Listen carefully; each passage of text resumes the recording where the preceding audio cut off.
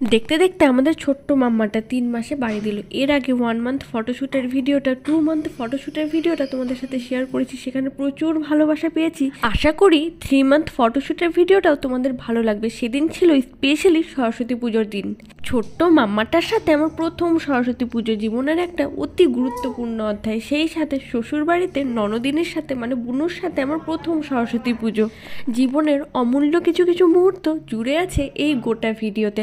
আশা করছি ভিডিওটা তোমাদের একটু হলেও ভালো লাগবে। প্লিজ তোমাদের সকলের কাছে রিকোয়েস্ট থাকলো ভিডিওটা অবশ্যই এন্ড পর্যন্ত দেখো। চ্যানেলে নতুন হলে চ্যানেলটাকে সাবস্ক্রাইব করো। ফেসবুক পেজ থেকে ভিডিওটা দেখে থাকলে পেজটাকে ফলো করে পাশে থাকতে পারো, আমাদের লাইফস্টাইলের এবং আমাদের ছোট্ট মাম্মার লাইফস্টাইলের পার্ট হতে।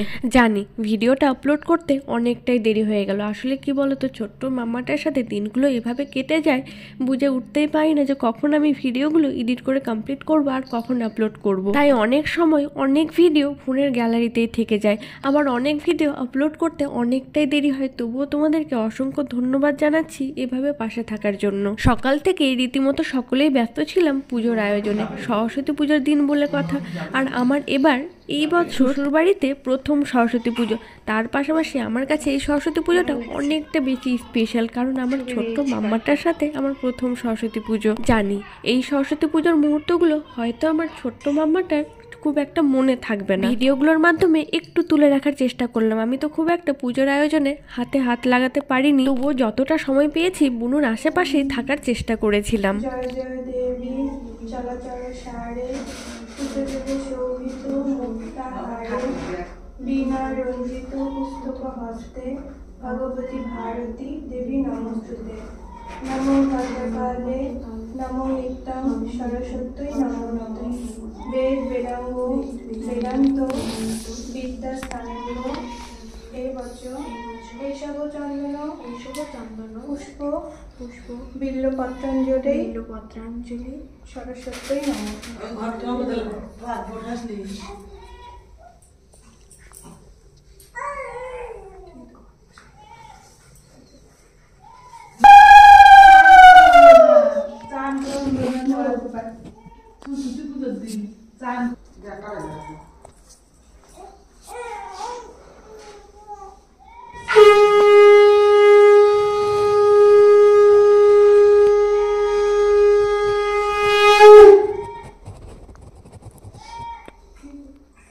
বাড়িতে ছোট্ট করে করেছিলাম পুজোর আয়োজন, তবে এই দিনটিকে মনে রাখার মতো অনেক কারণ আছে, এক দুটো কারণ নয় কিন্তু। কাকতালীয় ঘটনা বলবো না আনফর্চুনেটলি, সেটা আমি নিজেই বুঝতে পারছি না, ঈশ্বরের আশীর্বাদ বলতে পারো। কেন বললাম এই কথাটা তোমরা একটু পরেই বুঝতে পারবে। পুজো সম্পূর্ণ করে আমরা চলে আসলাম ছাদে।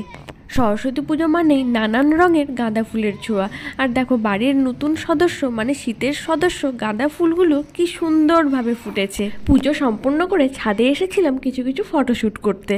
ভিডিওর শুরুতেই তোমাদেরকে বললাম আমাদের ছোট্ট রাজকন্যার সাথে আমার এটা প্রথম সরস্বতী পুজো। সেই সাথে সরস্বতী পুজো শ্বশুর বাড়িতেও আমার এবার প্রথম। সরস্বতী মায়ের আশীর্বাদে আরও একটা কাকতালীয় ঘটনা ঘটেছে জানো। দিনটা ছিল 2 তারিখ মানে 2 ফেব্রুয়ারি। তোমাদের মনে আছে তো? ঠিক এই দিনটাতেই মাম্মার যে জন্মদিন পড়ে যাবে সেটা সত্যিই ভাবতে পারিনি। সরস্বতী মায়ের আশীর্বাদে দেখো দিনটা একেবারে ম্যাচিং হয়ে গেছে। এই দিনটাতেই 3 মাস আগে আমাদের ছোট্ট রাজকন্যা ঘর আলো করে এই পৃথিবীতে এসেছিল। বলতে পারো আমাদের ছোট্ট সরস্বতী। যে শোপিসটা তোমাদেরকে একটু আগে দেখালাম সেটা আমি বড়মশাইকে অনেক বছর আগে দিয়েছিলাম, ঘর গুছুগুছি করতে গিয়ে সামনে পড়লো। এখনো দেখছি বেশ ভালো আছে, তাই তোমাদেরকেও একটু দেখালাম। আর এখন প্রিপারেশন চলছে, দেখতে দেখতে এখন প্রায় সন্ধ্যা নেমে এলো। এখন চলছে মাম্মার 3 মান্থ ফটোশ্যুটের প্রিপারেশন। প্রথমে তো 10 টাকার যে কয়েনগুলো ছিল বড়মশাই বহুদিন ধরে জমাচ্ছিল, সেগুলো দিয়ে চেষ্টা করা হলো, কিন্তু জিনিসটা খুব একটা ফুটছিল না। তারপরে মনে পড়লো ডাইপার দিয়ে এবার ডেকোরেশনটা করা হোক। মাম্মার পাপা তো একেবারে মান্থলি প্যাকেজ 84টা পিস ডাইপার অর্ডার দিয়েছিল। তোমাদেরকে এর আগে একটা ভিডিওতে দেখিয়েছিলাম, জানি না তোমরা ভিডিওটা দেখেছো কিনা, বেবি হাগের ডাইপার।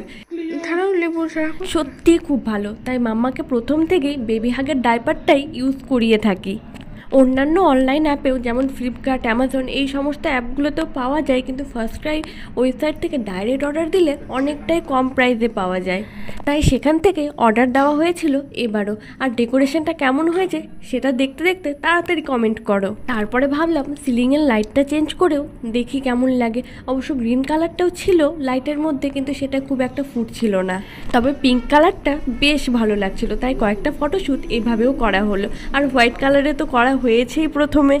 তবে লাইটগুলো মাম্মার খুব পছন্দ হয়েছে। পুরো দিনে খুব একটা লাইট তো জ্বালানো থাকে না, কিন্তু রাত্রেবেলা যখন শুতে যাব তখন সেই লাইটগুলো জ্বালানো থাকলে মাম্মা একা একা কত গল্প করে, তখন যেন মনে হয় গল্পের একটা ঝর্ণা বয়ে যায়।